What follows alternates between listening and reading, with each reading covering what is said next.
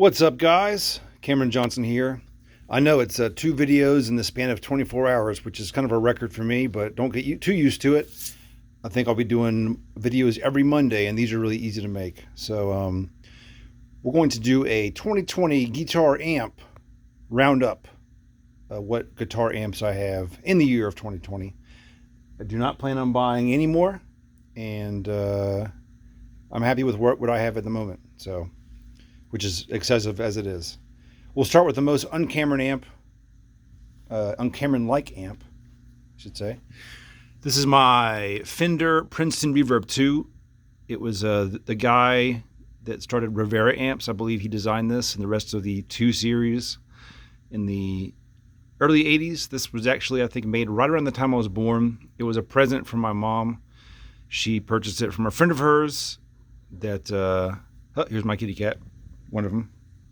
Purchased it from a friend of hers who never used it for, I think it was Christmas or something like that. So it worked out for everybody. Didn't expect an amp, but here it is. So very cool. And let's just kind of go over here in order, I guess, from left to right. This is my Mark II C+ made by Mesa Boogie. One of my holy grail amps. I did a trade with my Diesel VH4. The best trade I ever did. About even in value, I would say. They were both very expensive amps, but man, this is a mainstay. I use this all the time for all my leads. Any sort of lead thing, this is the amp that I use. My go-to. You can get lots of different shades of gain on this. You can get super heavy or low gain. It's super tight, so you kind of want to make sure you're looking for that ultra tight sound because it doesn't have like a ton of body. It's not going to sound like a rectifier. In fact, it's probably the exact opposite. So use this for recording all the time with my Sir reactive load. And there's my Boss.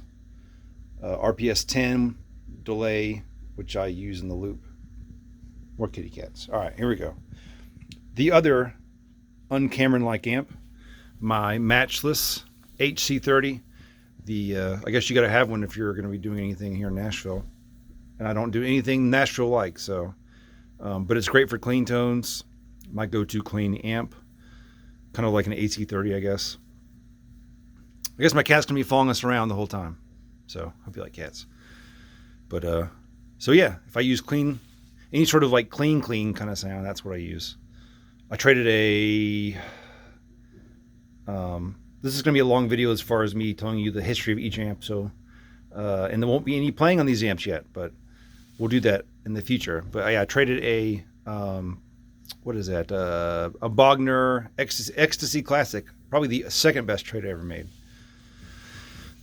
And here we go, the opposite of the Mark II C+, which is the Mesa Boogie dual rectifier. This is a serial number 98, so it's a revision C. One of my other prides and joys. I got this before they started going absolutely insane in price. It was already relatively expensive, but I think I paid right around $1,000 for it. I got super lucky, very, very, very fortunate. Purchased this around about 10 years ago. So if you're looking for that super thick sound, this is my go-to. And here are some of my other prides and joys, my Marshalls, some of them. I should also point out that this amp collection has taken years and years to complete. I'm not a wealthy individual. It just took a lot of trading, buying, selling, getting lucky, getting unlucky. It's just a life's kind of thing. I'm almost 40. I'm very, very, very fortunate to have what I have at this point. So just keep that in mind. This didn't all appear overnight. And pardon the scale. Believe it or not, I use it for weighing small packages. Selling video games and stuff. It's not for drugs, I promise. So, what is this? Marshall. This is my 72 JMP. I think it's 3 years removed from a Plexi, but relatively similar, if not pretty similar circuit. I'm not a Marshall expert, but this gets that early rock and roll sound, early Scorpions. Yeah, put a Tube Screamer or a Boss DS1 in front of it, or a SD1 for that matter, and you're going to be rocking and rolling. So love this thing. Use it for a lot of stuff, actually. And it's totally stock, by the way. It's in 50 watts. Below that, it's one of my JMPs, another JMP I should say, but this is a 2204. This is also unmodified.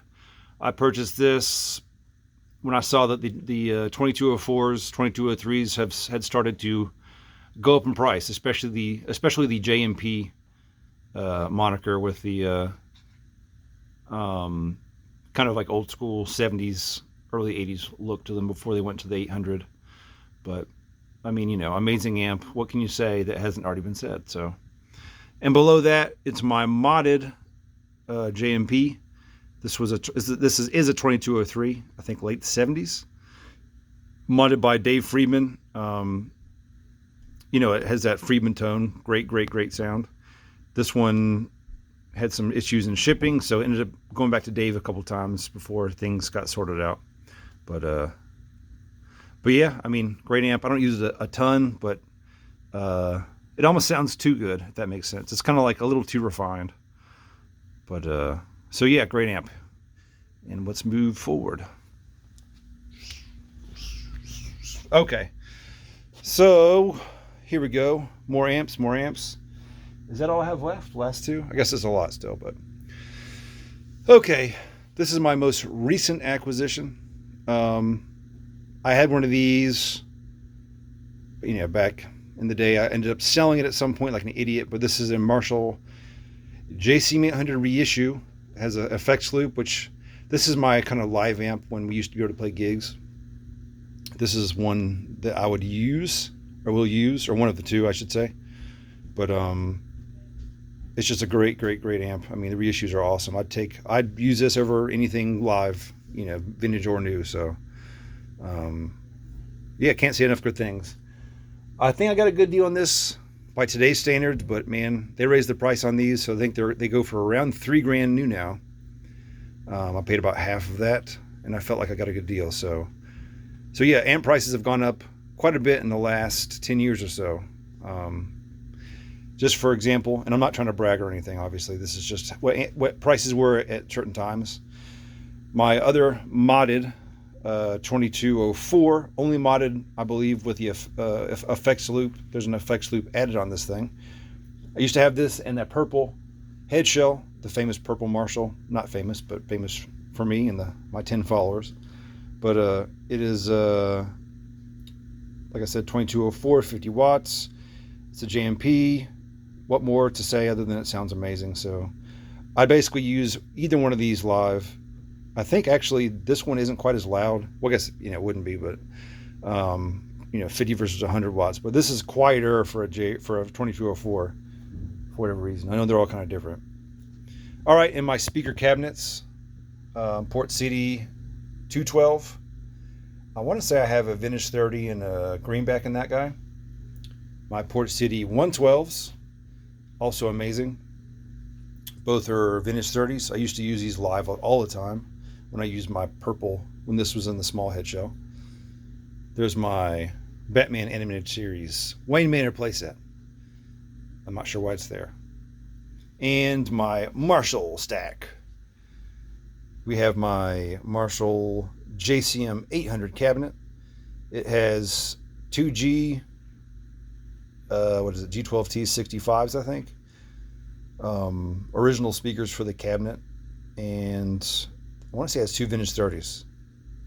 Not 100%, but pretty sure that's what I put. Ended up switching out some of the G12 speakers with the Vintage 30s just to have different flavor. And here's my 70s Marshall cabinet. Beat to hell. It was a great deal. There's no speakers in this thing, but it looks cool. And that's the most important thing, right? For all this stuff. It's got to look cool. And that's why it's sitting here in my basement and not getting played. And probably, you know what? Let's go to the, I guess the thing that ties the room together. It's the Marshall Amplification Rock dealer sign, whatever. This was purchased on Reverb, probably the coolest thing I own Marshall-wise, and I don't own the fridge, unfortunately, so one day. Anyway, guys, I appreciate all the support over the years. If you're new here and you like what you see, I'll be doing this every Monday. until I get sick of it. But I'm hoping I keep this up because this is kind of fun again. And subscribe, like, all that stuff if you want to, and shoot me a message below, stuff you want to see. And I'm going to say a lot, because that's just what I do here on the Cameron Johnson channel. So enjoying doing this again, and we'll do amp demos at some point. So we'll see you guys soon. Take care. There we go.